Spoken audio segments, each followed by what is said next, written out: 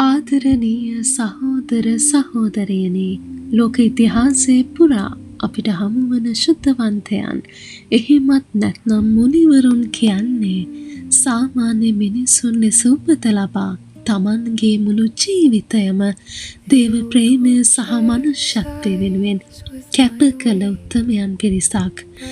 කතෝලික සභා ඉතිහාසයේ දෙස බලද්දී ශුද්ධවන්ත භාවය කියන්නේ හුදෙක් නාමයක් විතරක් නෙවෙයි. ඒක තමන්ගේ ආත්මය අන් අය වෙනුවෙන්, අසරණයන් වෙනුවෙන් පරිත්‍යාග කිරීමේ උත්කෘෂ්ඨ ජීවන රටාවයි.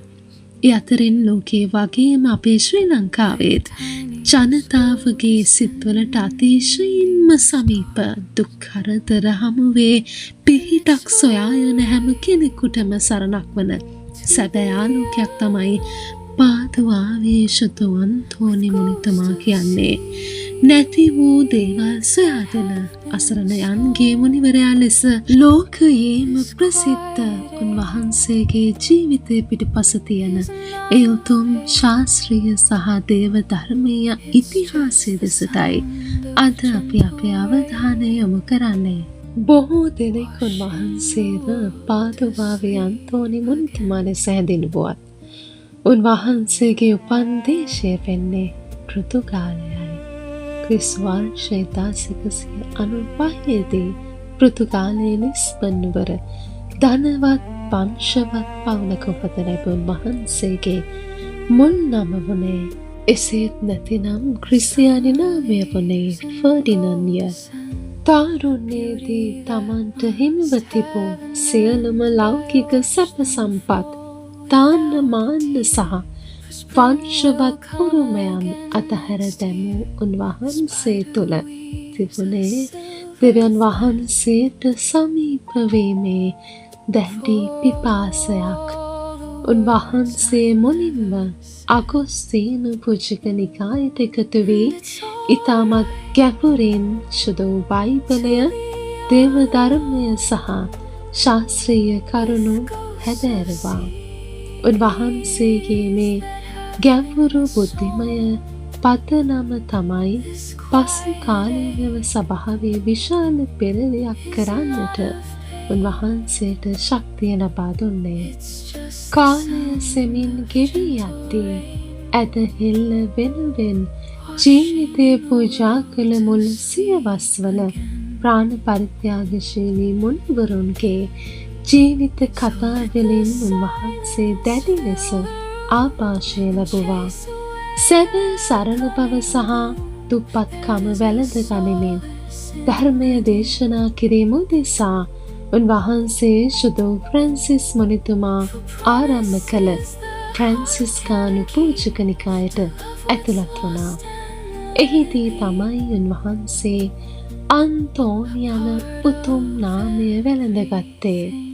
උන්වහන්සේගේ අරමුණ වුණේ උතුරු අප්‍රිකාවට ගොස් ධර්මය ප්‍රචාරය කිරීම වුවත්, දේව කැමැත්ත වෙනත් මාවතක් උන්වහන්සේට විවෘත කරා.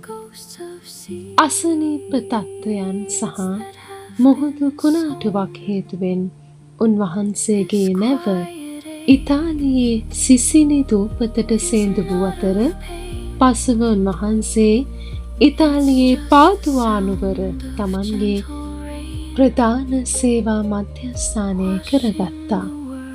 අන්තෝනි මුනිවරයන් යන නාමය ඇසූ සැනින්ම අප මතකයට එන්නේ මහා ප්‍රාතිහාර්යයන් සමුදායක්.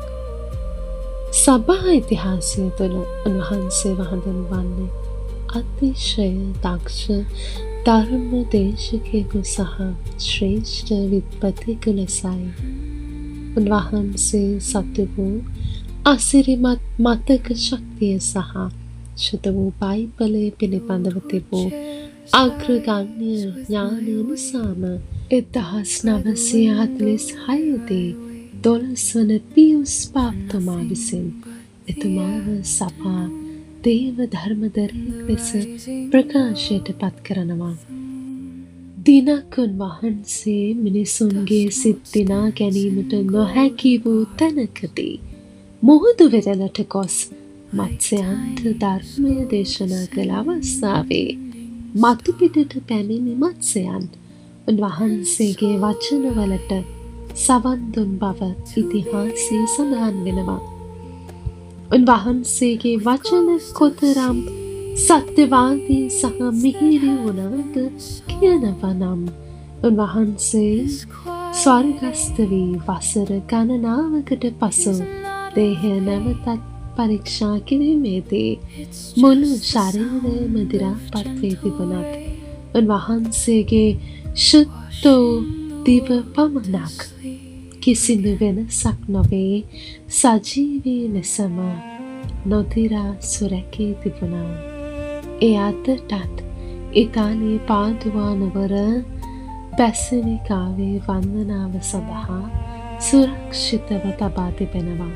ක්‍රිස්තු වර්ෂය 1231 ජූනි මාස 13 වන දින වයස අවුරුදු 36ක් වැනි කෙටි ආයු කාලයකින් උන්වහන්සේ මෙලොව හැර ගියත් උන්වහන්සේ ලෝකයට දුන් ආදර්ශය අදටත් ජීවමානයි. විශේෂයෙන්ම අපේ ලංකාවේ කොච්චිකඩේ දල්පත වහකෝට්ටේ වැනි ඓතිහාසික සිද්ධස්ථාන ඇතුළුව රට පුරා විසිරී ඇති දේවස්ථාන තුළින් ජනතාව අත්දකින ප්‍රාතිහාර්යයන් අනන්තයි. ආගම් භේදයකින් තොරව තමන්ට යම් දෙයක් නැති වූ විට, ජීවිතේ මාර්ගය වැරදුණු විට, අසරණ වූ විට ලාංකීය ජනතාව අන්තෝනි මුනිතුන්ගේ පිහිට පතන්නේ උන්වහන්සේ තුළ තිබූ ඒ අප්‍රමාණ ආදරය නිසාවෙනි. සියලුම මිනිසුන්ට සහ සතුන්ට පවා එක ලෙස ආදරය කළ මේ උතුම් මුනිවරයාගේ ජීවිතය අද අපිට දෙන ලොකුම ආදර්ශය තමයි අපේ ජීවිතත් අන් අයගේ යහපත උදෙසා ආලෝකයක් කරගත යුතුයි යන්නයි.